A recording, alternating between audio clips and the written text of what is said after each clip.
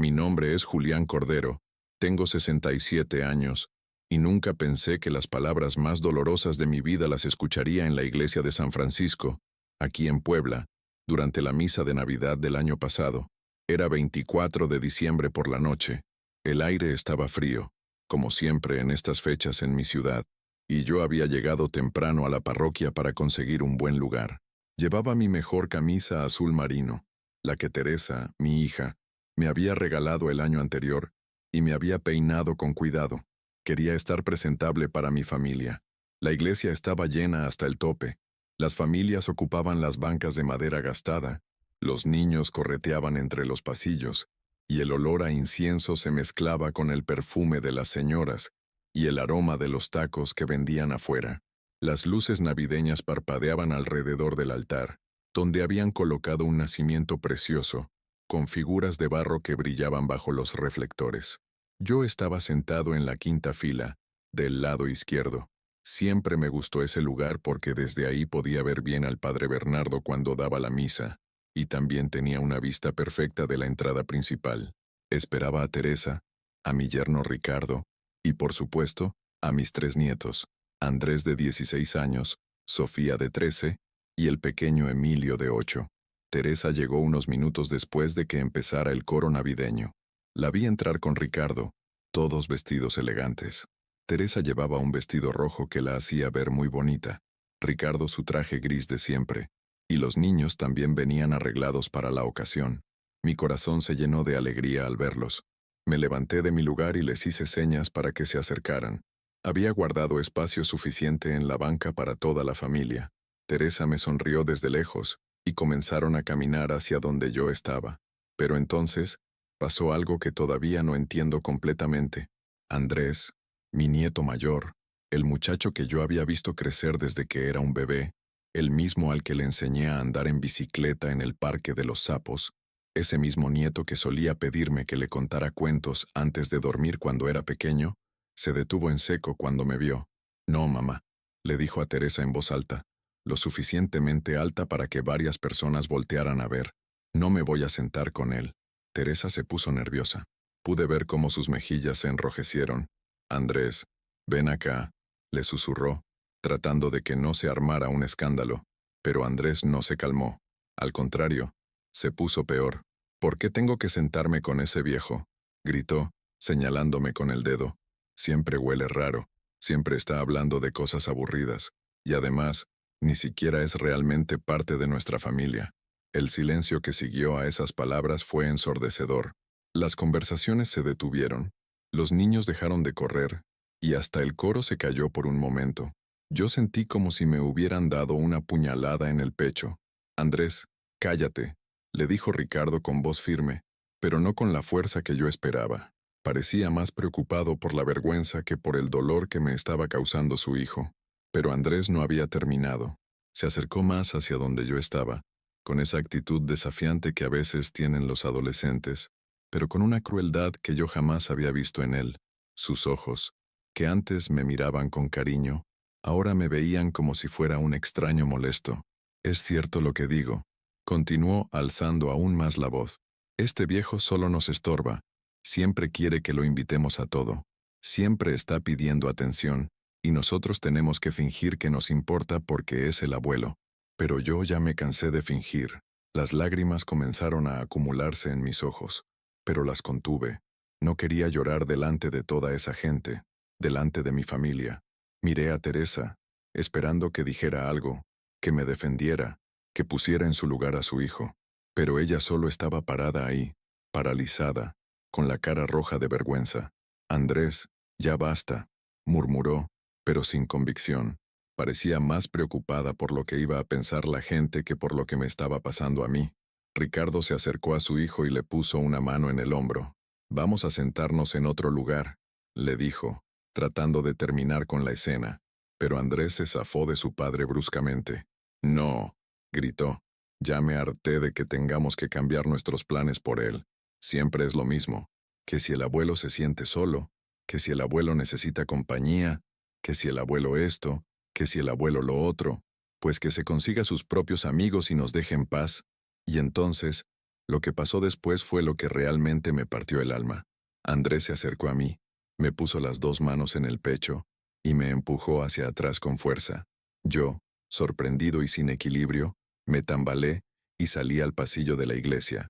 Varias personas se levantaron, preocupadas por si me había lastimado, pero yo estaba más herido por dentro que por fuera. «Este viejo no es parte de nuestra familia», gritó Andrés, señalándome mientras yo trataba de recuperar la compostura. «Solo es una carga que tenemos que soportar porque no tiene a nadie más». El padre Bernardo había dejado de leer del misal y nos estaba mirando con preocupación desde el altar. Doña Carmen, una vecina de toda la vida, se acercó a ayudarme a levantarme completamente. Sentí sus manos temblorosas tomando mi brazo. «¿Estás bien, Julián?», me preguntó con voz suave. Asentí con la cabeza, pero no estaba bien. Para nada estaba bien. Miré hacia donde estaba mi familia. Teresa tenía los ojos llenos de lágrimas, pero no se acercó a mí. Ricardo estaba tratando de controlar a Andrés, que seguía gritando cosas hirientes. Sofía y Emilio, los dos nietos menores, me miraban con ojos grandes y asustados, como si no entendieran lo que estaba pasando. Y yo tampoco lo entendía. ¿Cómo había llegado a este punto? ¿Cuándo me había convertido en una carga para la familia que yo tanto amaba? ¿En qué momento Andrés, mi nieto querido, había comenzado a verme como un estorbo? El padre Bernardo bajó del altar y se acercó hacia nosotros. Su presencia calmó un poco los ánimos. «Vamos a tranquilizarnos», dijo con su voz serena que conocía tan bien. «Estamos en la casa de Dios, celebrando el nacimiento de nuestro Señor Jesucristo. Este no es momento para peleas familiares». Teresa finalmente reaccionó. Se acercó a Andrés y le dio una bofetada que resonó por toda la iglesia. «No vuelvas a hablarle así a tu abuelo», le gritó, con una furia que hacía años no le veía. Pero ya era demasiado tarde. El daño estaba hecho. Las palabras de Andrés habían salido de su boca como flechas envenenadas y se habían clavado profundamente en mi corazón. Toda la iglesia nos había visto. Todo el barrio ahora sabía que el nieto de Julián Cordero no lo quería, que lo veía como una carga. Andrés comenzó a llorar después de la bofetada, pero no eran lágrimas de arrepentimiento, eran lágrimas de rabia, de frustración. «Es la verdad», sollozó. «Todos lo saben, pero nadie se atreve a decirlo. Estamos hartos de él. Vámonos», le dijo Ricardo a Teresa, tomando a Andrés del brazo. «Esto ya se salió de control». «Pero, papá, no podemos irnos así», empezó a decir Sofía, mirándome con ojos tristes. «Sí podemos», la interrumpió Ricardo. «Vámonos ahora». Y se fueron. Mi familia se fue, dejándome ahí parado en el pasillo de la iglesia, frente a todas las miradas curiosas y compasivas de la congregación. Teresa me miró una vez más antes de salir, y pude ver en sus ojos una mezcla de vergüenza, tristeza y algo que no quise interpretar como alivio. Me quedé ahí parado, sin saber qué hacer. El padre Bernardo me puso una mano en el hombro. «Ven, Julián», me dijo suavemente. «Siéntate conmigo en la primera fila. Terminemos juntos esta misa de Navidad». Acepté su invitación porque no sabía qué más hacer. Me senté junto a él, pero no pude concentrarme en las oraciones. No pude cantar los villancicos que conocía de memoria.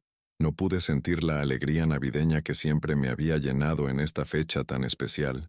Solo pude pensar en las palabras de Andrés, repitiéndose una y otra vez en mi cabeza como un eco doloroso. Este viejo no es parte de nuestra familia. ¿Era cierto? ¿Realmente era solo una carga? ¿Había estado molestando a mi familia todos estos años sin darme cuenta? Cuando terminó la misa, varias personas se acercaron a saludarme y a preguntarme si estaba bien. Doña Carmen me invitó a cenar en su casa, don Roberto me ofreció llevarme a la mía en su carro, y la señora Paz me dijo que no hiciera caso de las palabras de un muchacho enojado. Pero yo sabía que había algo de verdad en lo que Andrés había gritado. Los niños y los jóvenes suelen ser crueles, pero también suelen ser honestos. No mienten para proteger sentimientos, dicen las cosas como las ven, y Andrés me veía como un estorbo, como una carga, como alguien que no pertenecía realmente a su familia. Esa noche, cuando llegué a mi casa vacía, me senté en mi sillón viejo frente al televisor apagado y lloré como no había llorado desde que murió mi esposa Esperanza, hace 5 años. Lloré por la humillación pública, por las palabras de mi nieto, por la falta de defensa de mi hija, por la soledad que me estaba consumiendo sin que me diera cuenta, pero sobre todo, lloré porque tenía miedo de que Andrés tuviera razón. Los días después de Navidad fueron los más largos de mi vida. Me desperté el 25 de diciembre con la esperanza de que todo hubiera sido una pesadilla, pero cuando vi mi camisa azul arrugada sobre la silla, la misma que había usado en la iglesia, supe que todo había sido real. Mi casa en la colonia El Carmen nunca me había parecido tan silenciosa. Es una casa pequeña, de 2 recámaras, que compré hace 30 años cuando Teresa era adolescente y yo trabajaba en la fábrica textil. Esperanza la había decorado con tanto amor, los cojines bordados en el sofá, las plantas en el patio trasero, las fotografías familiares colgadas por toda la sala. Pero ahora, sin ella y después de lo que había pasado, todo me parecía vacío. Pasé el día de Navidad esperando que sonara el teléfono. Cada vez que escuchaba algún ruido en la calle, corría a la ventana pensando que sería Teresa viniendo a disculparse, o tal vez Andrés queriendo hablar conmigo, pero nadie vino. El teléfono nunca sonó. Preparé un poco de pozole que había quedado del día anterior, pero no pude comerlo. El sabor me recordaba a todas las Navidades pasadas cuando la casa se llenaba de risas, cuando Andrés era pequeño y me ayudaba a preparar los tamales, cuando Sofía me pedía que la alzara para poner la estrella en el arbolito, cuando Emilio se quedaba dormido en mis piernas mientras veíamos las posadas en la televisión. ¿Cuándo había cambiado todo? ¿Cuándo mis nietos habían dejado de verme como el abuelo cariñoso y habían comenzado a verme como el estorbo de la familia? El 26 de diciembre, decidí caminar hasta la panadería de don Gustavo, que queda a 3 cuadras de mi casa. Necesitaba salir, respirar aire fresco, hacer algo normal, pero cuando llegué, las conversaciones se detuvieron. La señora Medina, que siempre me saludaba con una sonrisa, bajó la mirada cuando me vio. Don Gustavo fue amable conmigo, como siempre, pero pude notar que estaba incómodo. ¿Cómo está, don Julián?, me preguntó mientras me daba mi pan dulce de siempre. Bien, don Gustavo. Todo bien, mentí, pero sabía que toda la colonia ya se había enterado de lo que había pasado en la iglesia. En los barrios como el mío, las noticias vuelan más rápido que las palomas, y la noticia de que el nieto de Julián Cordero lo había humillado públicamente durante la misa de Navidad ya era del conocimiento de todos. Camino a casa, me encontré con doña Socorro, una señora de mi edad que vive en la esquina. Ella sí se acercó a hablarme. Julián, me dijo, tomándome del brazo con cariño, quiero que sepas que lo que pasó anoche fue terrible. Ese muchacho no tenía derecho a hablarte así. Sus palabras me consolaron, pero también me dolieron más. Significaba que realmente había pasado, que no había sido mi imaginación. Los jóvenes de ahora son diferentes, continuó doña Socorro. No respetan a los mayores como antes. Mi nieto también a veces me dice cosas feas, pero nunca tan públicas. ¿Usted cree que yo haya hecho algo malo?, le pregunté, porque la duda me estaba carcomiendo por dentro. Doña Socorro frunció el ceño. ¿Tú qué podrías hacer malo, Julián? Eres un buen hombre, un buen padre, un buen abuelo. Has trabajado toda tu vida para darle lo mejor a tu familia. Si ese muchacho no lo ve, es problema de él, no tuyo. Sus palabras me dieron un poco de paz, pero no pudieron quitar completamente la angustia que sentía en el pecho. Esa tarde decidí revisar las fotos familiares que tengo guardadas en una caja de galletas de lata, esa que Esperanza usaba para guardar sus tesoros más preciados. Saqué fotografía por fotografía, recordando cada momento. Ahí estaba Andrés cuando tenía 5 años, montado en mis hombros durante su cumpleaños. Se veía tan feliz, tan orgulloso de su abuelo. En otra foto aparecíamos los dos construyendo un castillo de arena en Veracruz, cuando llevé a toda la familia a la playa por primera vez. Andrés me miraba con admiración mientras yo le enseñaba a hacer las torres más altas. ¿Qué había pasado con ese niño? ¿En qué momento yo había dejado de ser su héroe para convertirme en su vergüenza? Revisé más fotos. Teresa graduándose de la secundaria, con Esperanza y conmigo a sus lados, todos sonriendo orgullosos. La boda de Teresa con Ricardo, donde yo di el discurso más emotivo de mi vida porque estaba tan feliz de ver a mi hija encontrar el amor. El nacimiento de Andrés, cuando Ricardo me permitió cargarlo en el hospital y sentí que mi corazón se iba a salir del pecho de tanta alegría. Todas esas memorias me parecían ahora de otra vida, como si hubieran sido vividas por otra persona. El 27 de diciembre, temprano en la mañana, decidí llamar a Teresa. Marqué su número con manos temblorosas, ensayando mentalmente lo que le iba a decir. El teléfono sonó varias veces antes de que contestara. Bueno, escuché su voz, pero sonaba distante. Teresa, hijita, soy yo, tu papá. Hubo un silencio incómodo antes de que respondiera. Hola, papá. ¿Cómo estás? Pues, quería hablar contigo sobre lo que pasó en la iglesia, sobre Andrés. Otro silencio, más largo esta vez. Papá está muy alterado todavía. Creo que es mejor que le demos un poco de tiempo. Pero Teresa, yo no entiendo por qué está tan enojado conmigo. ¿Qué hice mal? Si me lo dices, puedo arreglarlo. Escuché que suspiraba del otro lado de la línea. No hiciste nada malo, papá. Es solo que, bueno, ya está grande, ya es un adolescente, tiene sus propios intereses, sus propios amigos. Pero eso no explica por qué me odia tanto. No te odia, papá. Solo está en una etapa difícil, pero yo podía escuchar algo más en su voz. Algo que no me estaba diciendo. Teresa, háblame con la verdad. ¿Tú también piensas que soy una carga? ¿También estás harta de mí? Por supuesto que no, papá. ¿Cómo puedes pensar eso? Pero su respuesta fue demasiado rápida, demasiado automática. No sonaba convincente. Es que, las cosas que dijo Andrés, tenía que haberlas escuchado de alguien. Los niños no inventan esas ideas solos. Teresa se quedó callada por un momento demasiado largo. Papá, hablamos después. Sí, tengo que llevar a los niños a sus clases. Pero Teresa, después hablamos. Te amo, papá. Y colgó. Me quedé con el teléfono en la mano, sintiendo que algo se rompía aún más dentro de mi pecho. Esa conversación me había confirmado lo que temía. No era solo Andrés. Había algo más profundo. Algo que toda la familia sentía, pero que solo mi nieto había tenido el valor, o la crueldad, de expresar públicamente. Esa tarde fui a visitar la tumba de Esperanza en el Panteón San José. Es un lugar tranquilo, con muchos árboles, donde siempre me siento más cerca de ella. Limpié su lápida, le puse flores frescas que compré en el puesto de afuera, y me senté en la banca de cemento que está junto a su tumba. Esperanza, mi amor, le dije, como si pudiera escucharme. No sé qué hacer.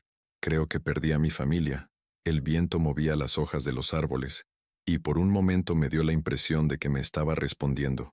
¿Será cierto lo que dice Andrés? ¿Será que me he convertido en una molestia? Tú siempre fuiste mejor que yo para entender a los niños, para saber qué necesitaban.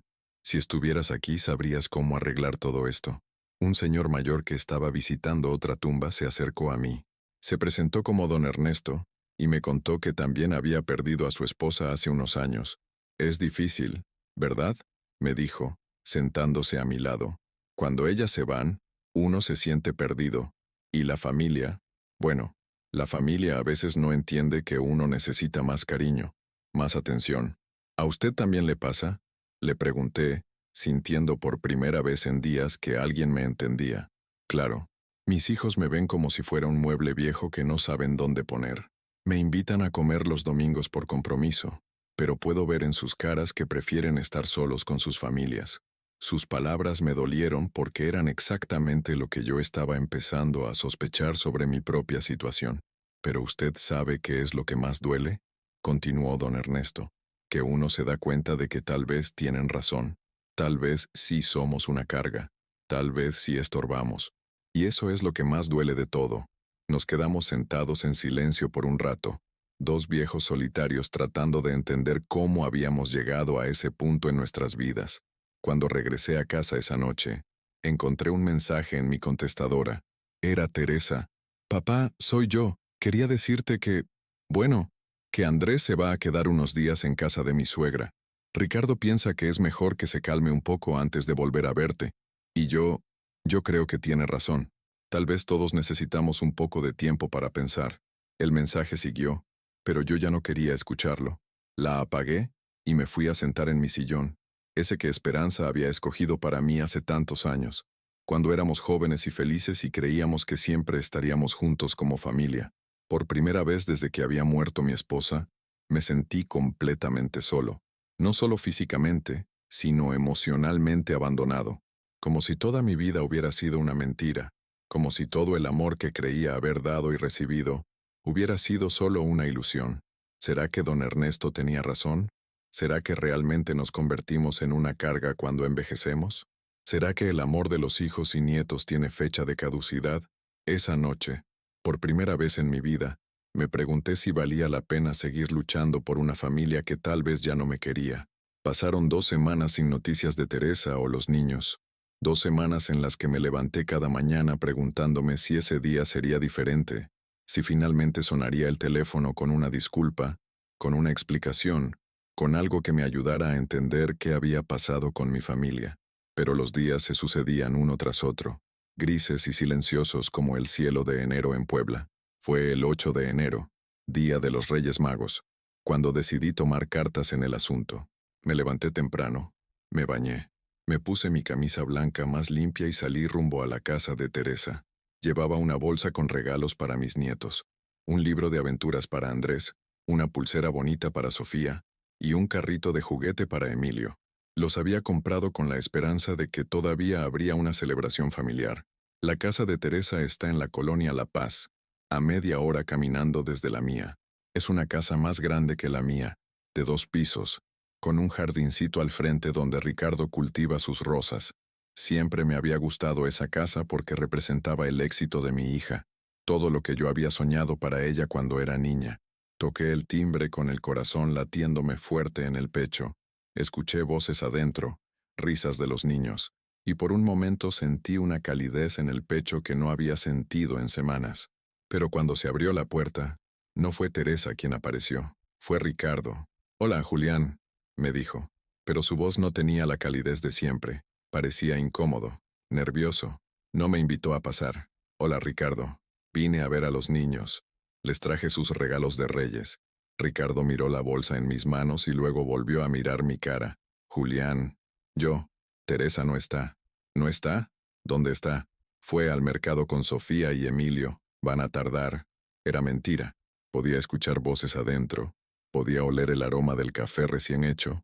Podía ver la sombra de alguien moviéndose en la sala. ¿Y Andrés? Andrés. Bueno, Andrés sigue en casa de mi mamá.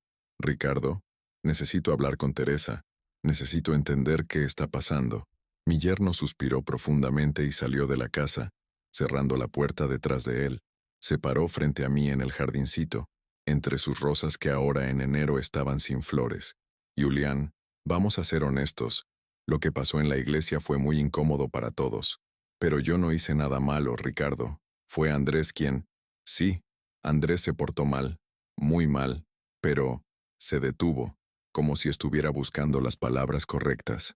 Pero también es cierto que últimamente las cosas han estado tensas». «¿Tensas? ¿Por qué tensas?»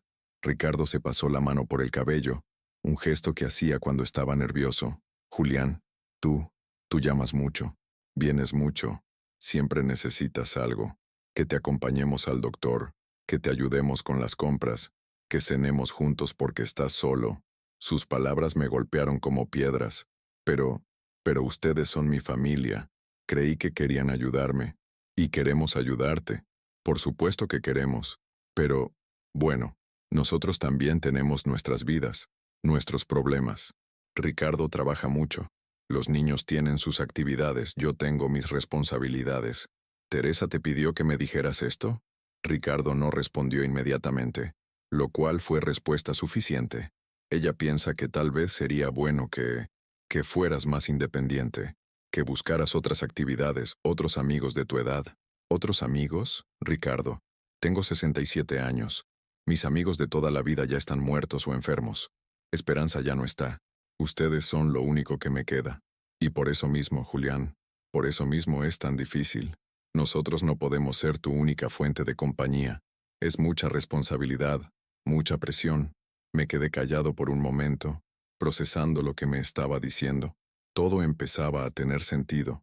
Las llamadas que no contestaban, las invitaciones que se habían vuelto menos frecuentes, las miradas incómodas cuando yo llegaba sin avisar. «¿Teresa está adentro?», pregunté. Ricardo asintió con la cabeza, avergonzado, y me mandó a ti para que me dijeras esto porque no tiene el valor de decírmelo ella misma. Julián. Contéstame, Ricardo. ¿Está ahí adentro, escondida de su propio padre?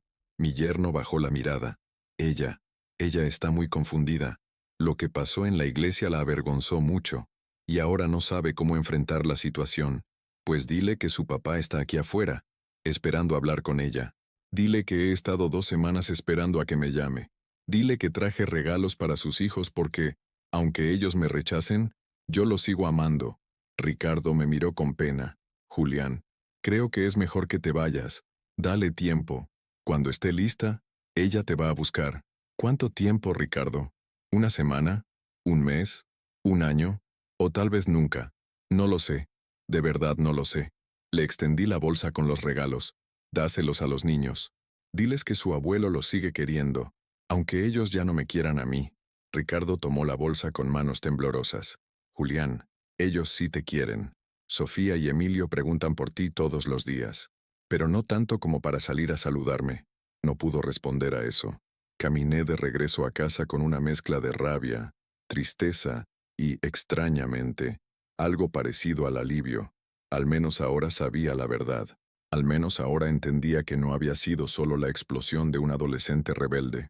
Era algo que venía construyéndose desde hacía tiempo. Un sentimiento de carga, de estorbo, que toda mi familia había estado sintiendo, pero que nadie había expresado hasta que Andrés lo gritó en la iglesia. Esa tarde decidí hacer algo que no había hecho en años. Salir a caminar por el centro histórico de Puebla. Necesitaba aire fresco. Necesitaba ver gente. Necesitaba recordar que existía un mundo más allá de mi dolor. El centro estaba lleno de turistas y familias paseando. Vi a abuelos caminando de la mano con sus nietos. Vi a padres mayores almorzando tranquilamente con sus hijos adultos. Vi a familias enteras tomándose fotografías frente a la catedral. Y por primera vez en mucho tiempo, no sentí envidia. Sentí curiosidad. ¿Cómo lo hacían? ¿Cómo esas familias mantenían la armonía? ¿Qué tenían ellos que yo no tenía? Me senté en una banca del Zócalo y me puse a observar. Una señora mayor estaba con su hija y sus nietas, todas riendo mientras compartían un helado. La señora no se veía como una carga, se veía integrada, querida, respetada. Un señor de mi edad estaba jugando con su nieto en la fuente, mojándose los pies como si fuera un niño él también.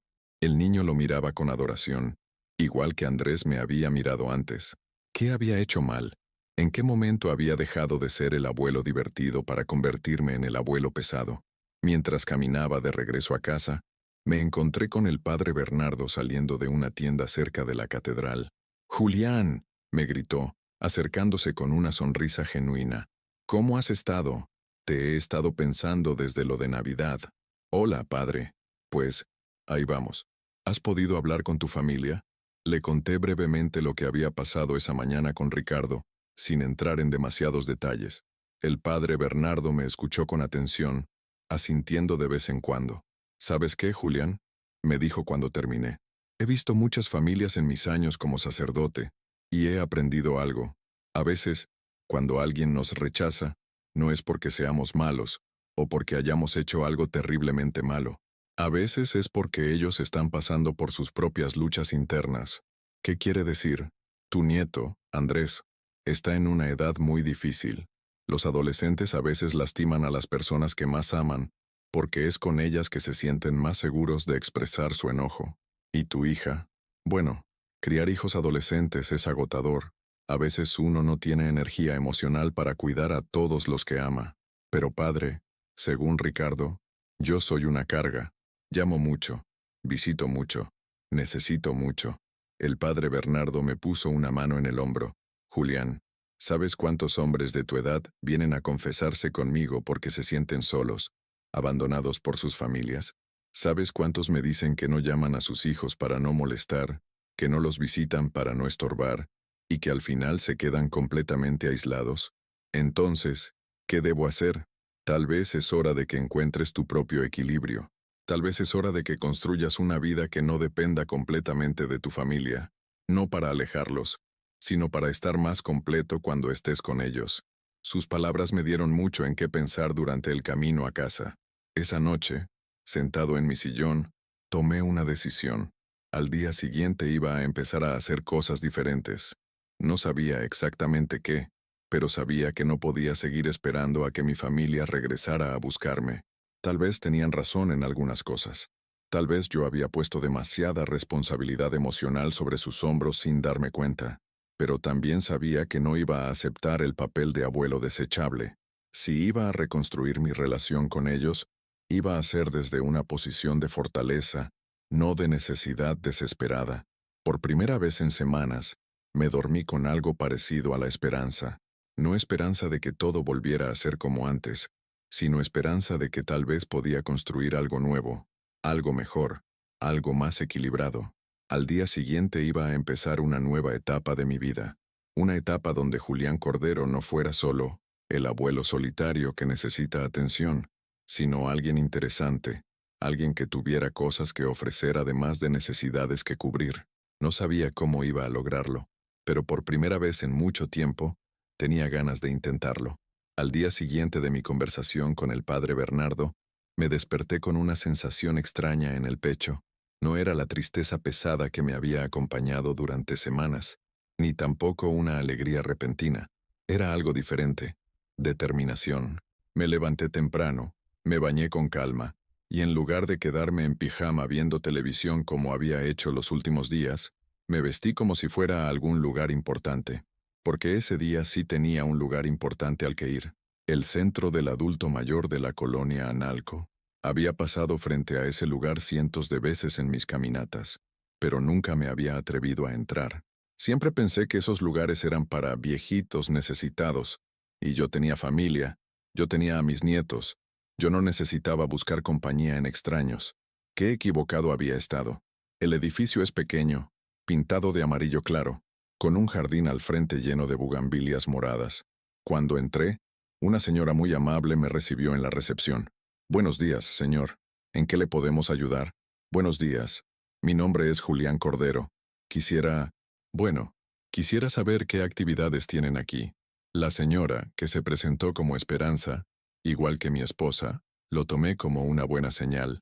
Me explicó que tenían clases de baile, talleres de carpintería, grupos de lectura, ejercicios para la tercera edad, y hasta un club de dominó que se reunía todas las tardes. ¿Hay algo que le llame la atención en particular? Me preguntó. La verdad, no sé. Hace mucho que no hago nada. Diferente. ¿Qué le gustaba hacer cuando era joven? La pregunta me sorprendió. ¿Qué me gustaba hacer cuando era joven? Había pasado tantos años siendo solo el esposo de Esperanza, el padre de Teresa, el abuelo de mis nietos, que casi había olvidado que antes de todo eso yo había sido Julián, una persona con gustos e intereses propios. Me gustaba. Me gustaba tocar guitarra, recordé de repente, y también me gustaba hacer muebles pequeños, cajas, repisas. Los ojos de la señora Esperanza se iluminaron. Perfecto, tenemos un taller de carpintería los martes y jueves en la mañana, y un grupo musical los viernes por la tarde. ¿Le gustaría venir a probar? Acepté sin pensarlo mucho. Me apuntó para el taller de carpintería del día siguiente, y me dijo que era bienvenido a quedarme a conocer a la gente que estaba ahí ese día.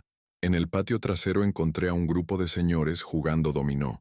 Me acerqué tímidamente, sin saber si sería bien recibido. «Oye, tú», me gritó uno de ellos, un hombre delgado con bigote canoso. «¿Sabes jugar dominó?» «Un poco», respondí. «Perfecto. Necesitamos un cuarto jugador. Soy Ramón Herrera, y estos son Arturo y don Felipe». Me senté con ellos, y, por primera vez en semanas, me olvidé completamente de mis problemas. Jugamos durante 2 horas, riéndonos de las bromas de Ramón, escuchando las historias de guerra de don Felipe y debatiendo sobre fútbol con Arturo. Cuando me levanté para irme, Ramón me preguntó, ¿vienes mañana? Siempre jugamos a las 3.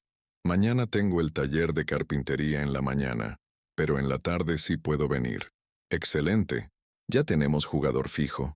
Caminé de regreso a casa con una sensación que no había tenido en mucho tiempo. Había pasado una tarde divertida sin necesitar a mi familia, no porque no los amara, sino porque había descubierto que yo también podía ser una persona interesante e independiente. El martes fui al taller de carpintería. El instructor, un señor llamado Maestro Gonzalo, nos enseñó a hacer una pequeña repisa decorativa, trabajar con las manos, oler la madera Sentir la satisfacción de crear algo útil me trajo recuerdos de cuando era joven y ayudaba a mi padre en su taller. Tienes manos hábiles, me dijo el maestro Gonzalo. Se nota que has trabajado con madera antes. Hace muchos años, le respondí. Había olvidado lo mucho que me gustaba. Nunca es tarde para recordar quiénes somos, me dijo, y sus palabras se me grabaron profundamente. Los días comenzaron a tomar una nueva rutina. Martes y jueves en el taller de carpintería, viernes en el grupo musical, donde recuperé mi guitarra después de años guardada en el closet, y todas las tardes en el dominó con Ramón, Arturo y don Felipe. Pero lo más importante no eran las actividades en sí, sino las conversaciones. Descubrí que no era el único que había pasado por problemas familiares. Don Felipe me contó que su hijo se había mudado a Estados Unidos y solo le hablaba en Navidad. Arturo me platicó que sus nietos preferían estar con sus aparatos electrónicos que con él. Ramón me confesó que su esposa había muerto el año anterior y que sus hijas lo visitaban por obligación, no por gusto. Pero ¿sabes qué, Julián?, me dijo Ramón una tarde mientras jugábamos dominó. Cuando uno deja de esperar que otros llenen nuestra vida, es cuando realmente empezamos a vivir. ¿Tú crees? Yo creo. Mira, mis hijas vienen a verme cuando vienen, y yo disfruto esas visitas, pero ya no vivo esperándolas. Ya no mido mi valor por la frecuencia de sus llamadas. Tengo mis amigos aquí, tengo mis actividades, tengo mi propia vida. Sus palabras me ayudaron a entender algo importante. No estaba traicionando a mi familia por ser feliz sin ellos. Estaba aprendiendo a ser una persona completa, no solo un abuelo necesitado. Pasaron 3 semanas desde que había empezado en el centro. Una tarde, mientras regresaba a casa después del dominó, encontré a Teresa sentada en los escalones de mi entrada. Mi corazón se aceleró al verla, pero por primera vez no sentí esa desesperación de antes. Me acerqué despacio, notando que tenía los ojos rojos, como si hubiera estado llorando. «Hola, papá», me dijo suavemente. «Hola, hijita. ¿Cómo estás?» «Mal, papá. Muy mal». Abrí la puerta y la invité a pasar. Le preparé un café como me había enseñado Esperanza, y nos sentamos en la sala, uno frente al otro, como no lo habíamos hecho en mucho tiempo. «Papá, vengo a pedirte perdón», empezó Teresa, y las lágrimas comenzaron a rodar por sus mejillas. «Por todo, por no defenderte en la iglesia, por mandar a Ricardo a hablar contigo, por esconderme como una cobarde». «Teresa». «No, papá, déjame terminar. He estado pensando mucho en estos días. Andrés sigue sin querer hablar de lo que pasó, pero Sofía y Emilio me preguntan por ti todos los días. Sofía me dijo algo que me partió el corazón». «¿Qué te dijo?» «Me preguntó si ya no íbamos a ver más al abuelo porque había hecho algo malo. Le dije que no, que tú no habías hecho nada malo. Y entonces ella me preguntó, entonces, ¿por qué actuamos como si hubiera hecho algo malo?» Teresa se quebró completamente en ese momento. Lloró como una niña, y yo me acerqué a abrazarla como había hecho tantas veces cuando era pequeña. «Tienes razón en estar enojado conmigo, papá. Soy una mala hija». «No eres una mala hija, Teresa. Eres una mujer con muchas responsabilidades, mucho estrés, muchas presiones. Lo entiendo, pero eso no justifica cómo te tratamos. Tú has sido un buen padre, un buen abuelo. Es cierto que a veces llamas mucho, que a veces necesitas atención, pero es normal después de perder a mamá. Es normal a tu edad. Teresa, quiero que sepas que he estado pensando en lo que me dijo Ricardo, y tienen razón en algunas cosas». Mi hija me miró sorprendida. Sí había puesto mucha presión emocional sobre ustedes. Sí los estaba usando como mi única fuente de compañía. Y eso no es justo para ustedes ni saludable para mí. ¿Qué quieres decir? Le conté sobre el centro de adultos mayores, sobre mis nuevos amigos, sobre las actividades que había estado haciendo. Vi cómo su expresión cambiaba gradualmente de sorpresa a algo parecido al alivio y al orgullo. «Papá, me da mucho gusto escuchar eso. Te ves diferente, más tranquilo. Me siento diferente. Sigo siendo tu papá. Sigo amando a mis nietos más que a nada en el mundo. Pero ya no necesito que ustedes llenen todos los vacíos de mi vida. ¿Y eso significa que vas a alejarte de nosotros? Al contrario, Teresa. Significa que cuando estemos juntos, va a ser porque realmente queremos estar juntos. No porque yo lo necesite desesperadamente o porque ustedes se sientan obligados». Teresa sonrió por primera vez desde que había llegado. Me parece perfecto, papá. Hablamos durante una hora más. Me contó que Andrés estaba en terapia psicológica porque había tenido varios episodios de enojo similares en la escuela. Me explicó que Ricardo había estado trabajando turnos dobles para pagar las deudas de Navidad. Me confesó que ella misma estaba tomando pastillas para la ansiedad porque se sentía abrumada con tantas responsabilidades. ¿Sabes qué, papá? Creo que todos en esta familia necesitamos aprender a ser más independientes emocionalmente. Creo que tienes razón, mijita. Cuando Teresa se fue esa tarde, me quedé sentado en mi sillón pensando en todo lo que había pasado. Había sido un camino doloroso, humillante a veces, pero también necesario. Al día siguiente era viernes, día del grupo musical. Llevé mi guitarra y por primera vez me atreví a tocar una canción para mis amigos del centro. Toqué Cielito Lindo y todos cantaron conmigo. Excelente, Julián, me gritó Ramón. ¿De dónde sacaste tanto talento escondido? No estaba escondido, le respondí. Solo estaba olvidado. Esa noche, por primera vez en meses, me fui a dormir sintiendo que Julián Cordero era una persona interesante, valiosa, completa, no solo el abuelo de alguien, no solo el padre de alguien, sino yo mismo. Y sabía que esa sensación iba a cambiar para siempre la forma en que me relacionaba con mi familia, porque ahora, cuando nos viéramos, sería desde el amor y no desde la necesidad.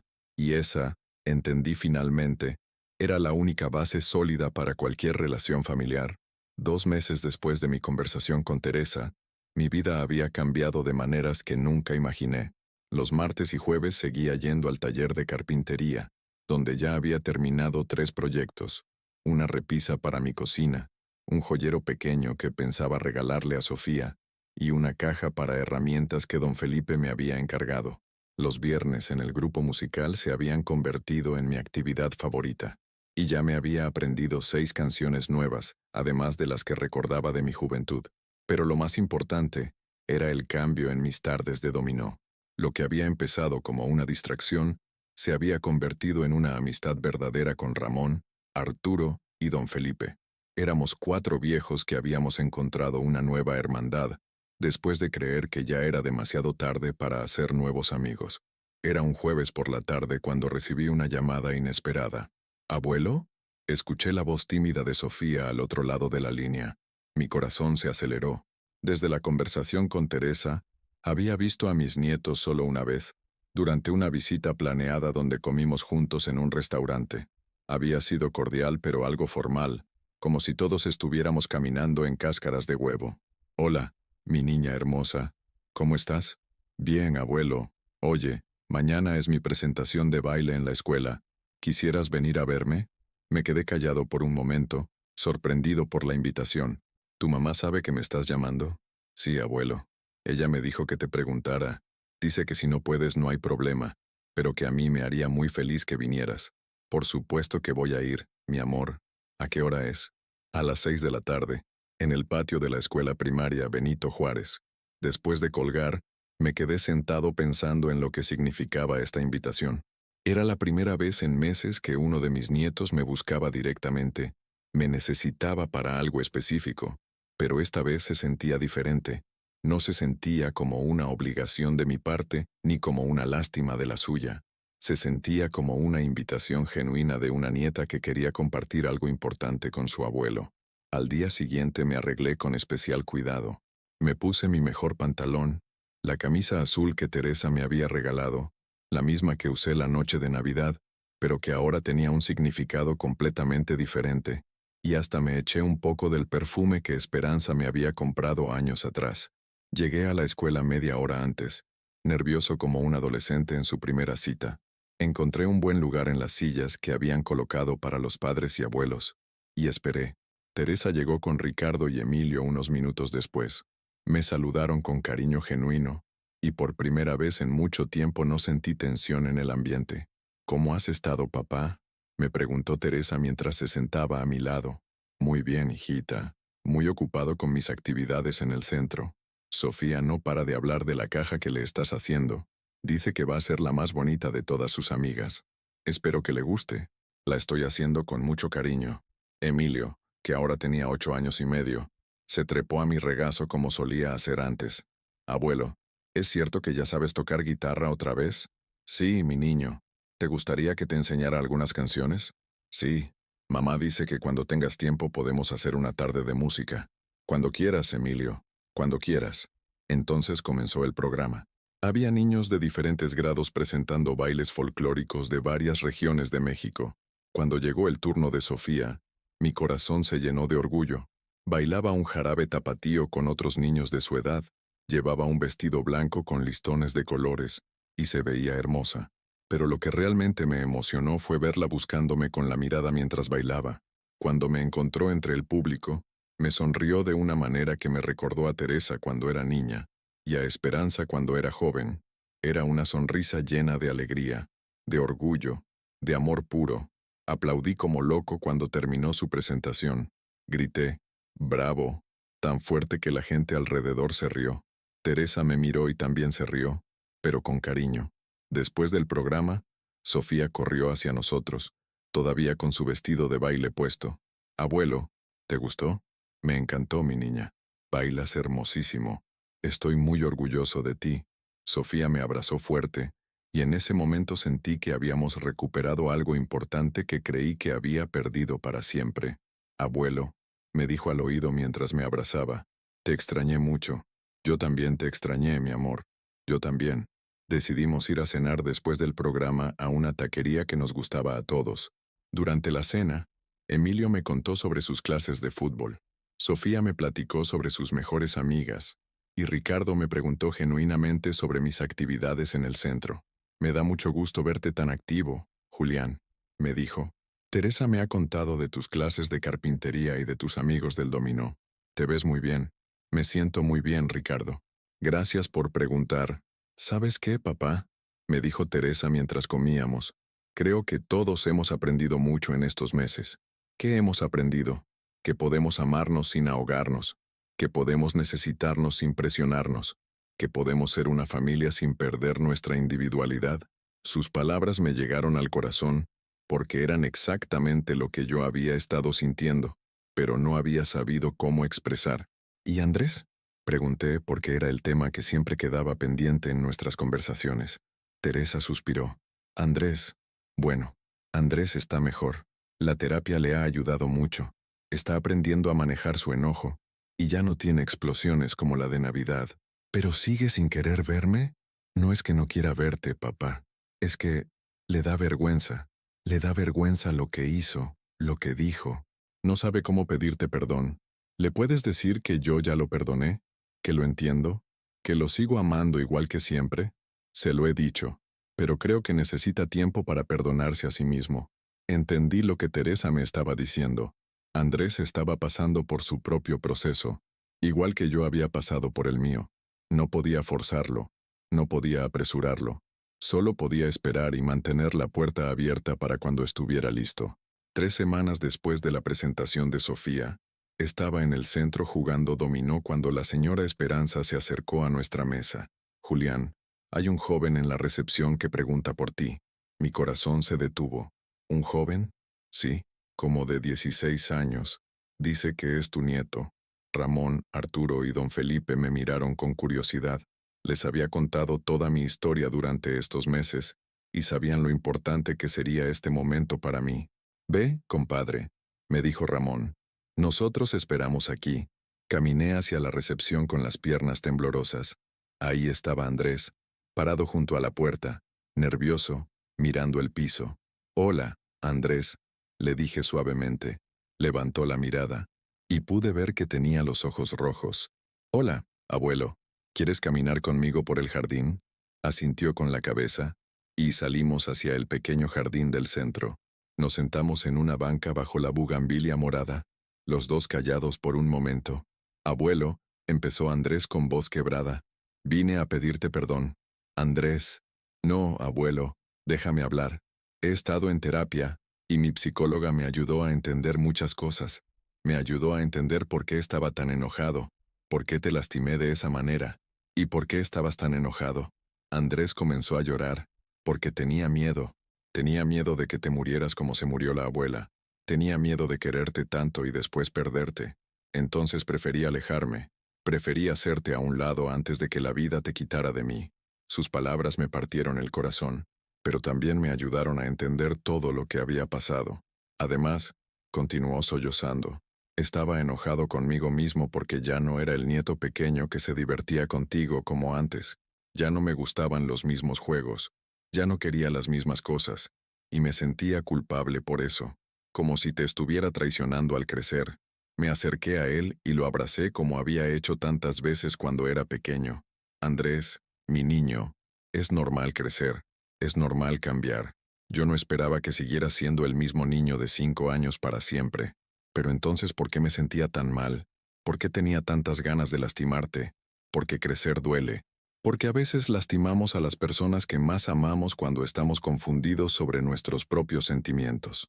Nos quedamos abrazados un rato largo, mi nieto llorando en mis brazos como no lo había hecho en años. Abuelo, ¿me perdonas? Ya te perdoné desde el mismo día que pasó todo, mi niño. Te perdono y te amo, y siempre va a ser así. Y podemos ser amigos otra vez, pero de manera diferente, como yo soy ahora, no como era antes. Por supuesto que podemos ser amigos. Me encantaría conocer a Andrés de 16 años. Estoy seguro de que es una persona muy interesante. Andrés se rió entre lágrimas. ¿Sabes qué, abuelo? Mi mamá me contó de tus clases de música, de tus amigos del dominó, de los muebles que haces. Me da mucha curiosidad conocer al Julián que no es solo mi abuelo. Y a mí me da mucha curiosidad conocer al Andrés que ya no es solo mi nieto pequeño. Pasamos la siguiente hora hablando. Me contó sobre sus clases de preparatoria, sobre una chica que le gustaba, sobre su sueño de estudiar ingeniería. Yo le conté sobre mis amigos del centro, sobre la primera vez que toqué guitarra después de tantos años, sobre la satisfacción de crear muebles con mis propias manos. ¿Sabes qué, abuelo? Creo que ahora somos más interesantes el uno para el otro de lo que éramos antes. Creo que tienes razón, Andrés. Cuando regresamos a donde estaban jugando, dominó mis amigos. Les presenté a Andrés con orgullo. Muchachos, quiero que conozcan a mi nieto Andrés. Andrés, estos son mis amigos, Ramón, Arturo y don Felipe. Andrés los saludó con respeto, y pude ver en sus ojos una curiosidad genuina por conocer a las personas que habían sido importantes para mí en estos meses. ¿Tu abuelo ya te contó que es el mejor guitarrista de todo el centro? Le preguntó Ramón con una sonrisa pícara. No, no me había contado, respondió Andrés, mirándome con sorpresa. ¿Es cierto, abuelo? Bueno, exageran un poco, dije, sintiendo que me sonrojaba. No exageramos nada, intervino don Felipe. El viernes pasado nos tocó La Llorona, de una manera que hasta nos hizo llorar. Vi cómo Andrés me miraba con una admiración que no había visto en sus ojos en años. Pero era diferente a la admiración ciega de cuando era niño. Era la admiración consciente de un joven que estaba descubriendo aspectos nuevos de su abuelo. ¿Te gustaría venir el viernes a escucharme tocar? Le pregunté. Me encantaría, abuelo. Esa tarde, cuando Andrés se fue, me quedé jugando dominó con mis amigos, sintiendo una paz profunda en el corazón. ¿Sabes qué, Julián? Me dijo Ramón mientras barajaba las fichas. Creo que esta historia tuya va a terminar mejor de lo que empezó. ¿Por qué lo dices? Porque ahora tu familia te ama por quien eres, no por lo que necesitas. Y tú los amas por quienes son, no por lo que pueden darte. Ese es el amor verdadero. Tenía razón. La humillación de aquella noche de Navidad en la iglesia había sido dolorosa, pero había sido necesaria. Me había obligado a crecer, a cambiar, a encontrar mi propio valor como persona más allá de mi papel de abuelo necesitado.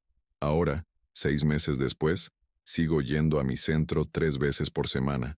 Sigo jugando dominó con mis amigos todas las tardes. Sigo haciendo muebles y tocando guitarra.